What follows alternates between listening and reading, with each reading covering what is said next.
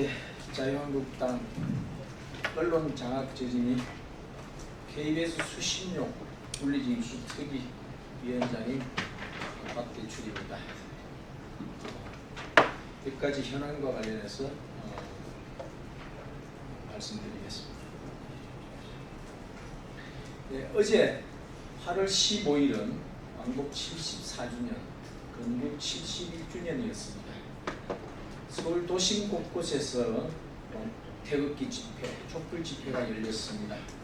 국민들의 다양한 목소리가 분출됐습니다. 그러나 KBS, MBC 등 지상파 보도를 보면은 촛불만 국민인 것 같습니다. 그 내용을 잠시 보겠습니다. 어저께 촛불 집회는 낮과 밤 별도로 열렸습니다. 그리고 태극기 집회는 오후에 동시간대에 교보문고 앞, 동아면세점 앞, 시청 앞에서 각각 열렸습니다. 이 많은 인원이 동시에 참석한 인원들입니다. 그리고 광화문 촛불 집회는 낮과 밤의 차이가 있기 때문에 별도로 참석했는지 동일인이 낮과 밤 두 집회에 동시에 참석했는지는 확인할 수가 좀 어렵겠습니다. 그러나 이 내용만 보면은 지금 이 사진에 보도된 사진을 비교해 보면은 태극기 집회가 훨씬 많습니다. 이것은 한눈에 보고도 알 수가 있습니다. 여기에 지금 광화문 집회에 여기 모여있는 광화문 광장에 모여있는 밤에 모여있는 집회들만 하더라도 교보문고 앞에서 모여있는 여기 사진이 있습니다. 여기 사진은 이 사진은 이쪽 사진은 위에서 본 사진입니다. 그리고 이 차도와 중간에 있는 광장을 막 이렇게 찍은 위쪽에서 찍은 사진입니다. 이것은 중앙연단 쪽에서 세종문화회관 앞을 보고 찍은 사진입니다. 이 사진을 보면은 여기에 지금 가려져 있는 이 부분까지도 인원이 꽉 들어찬 것을 알 수가 있습니다. 그리고 이 교보문고뿐만 아니라 시청 앞에서도 앞뒤로 남대문을 향해서도 이만한 인원이 있고 시청 광장에도 이런 인원이 있고 그리고 프레스센터와 이쪽 광화문 방향으로도 이렇게 많은 인원이 있습니다. 아시다시피 동아면세점에서도 별도의 또 이런 인원들이 있습니다. 무슨 얘기냐? 태극기 동시 집회 참석한 우리 국민들이 훨씬 촛불 집회보다 많았다는 얘기입니다. 여기에 광화문 여기에 밤에 모인 이 사진만 하더라도 여기에 지금 광화문 광장 사진 교보문고 앞에 있는 사진 이 부분에 몰려 있는 인원에 불과합니다. 사진을 보면 이렇게 차이가 많이 난 태극기 집회가 훨씬 비교도 안 될 정도로 인원이 많았다는 점을 이 사진으로 한눈에 알 수가 있습니다.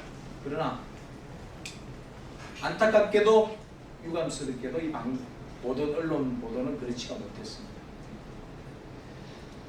8월 15일 지상파 방송 메인 뉴스를 보면은 한마디로 촛불 우대 태극기 홀대입니다. TV조선, JTBC, 채널A 등 종편 3사는 촛불 집회 한 꼭지, 태극기 집회 한 꼭지씩을 보도했습니다. 물론 JTBC의 그런 태극기 집회에 대한 논조는 별개의 문제로 치겠습니다.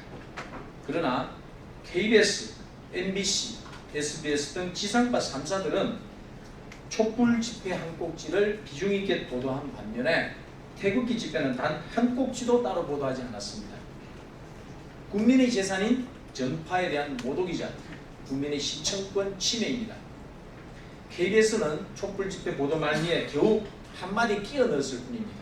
그것도 시민 3,000여 명이 광화문에서 집회를 열면서 촛불 시민들과 대치하기도 했는데요 라고 하면서 태극기 집회를 폄하하고 축소 왜곡 보도했습니다. 가짜뉴스입니다. 여기 어떻게 3,000명입니까? 이게 촛불만 국민이고 태극기는 국민이 아닙니까?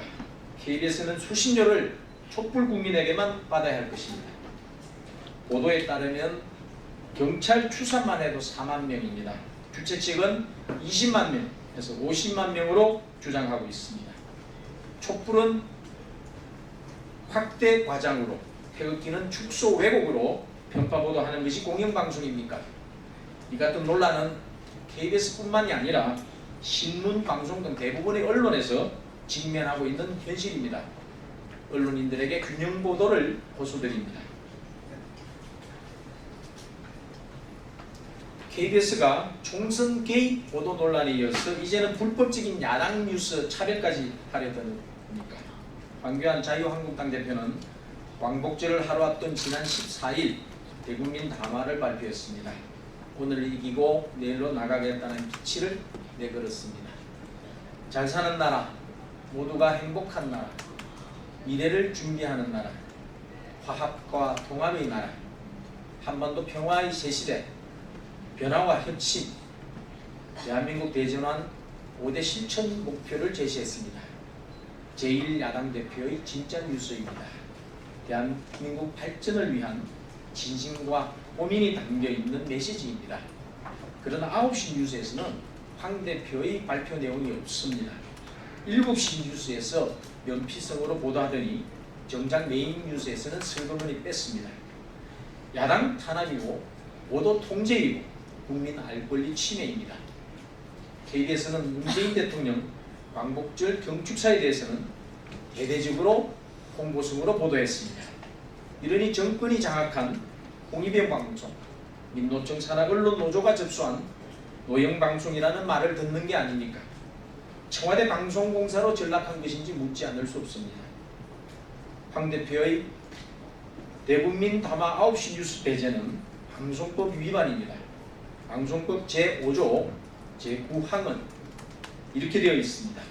방송은 정부 또는 특정 집단의 정책 등을 공표함에 있어서 의견이 다른 집단에게 균등한 기회가 제공되도록 노력하여야 하고, 또한 각 정치적 이해 당사자에 관한 방송 프로그램을 편성함에 있어서도 균형성이 유지되도록 하여야 한다고 규정하고 있습니다. KBS에 묻습니다. 황 대표에게 최소한의 균등한 기회를 제공했습니까? 균형성이 유지되었습니까? 자유한국당은 방송법 위반 문제에 대해 엄중한 책임을 물을 것입니다. 다음은 한상혁 방송통신위원장 후보에 관련해서 말씀드리겠습니다.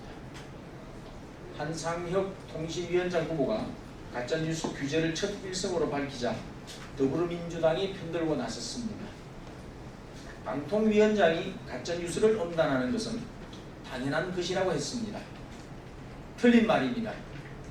방통위원장에게는 가짜뉴스 엄단권도 직접 규제권도 없습니다.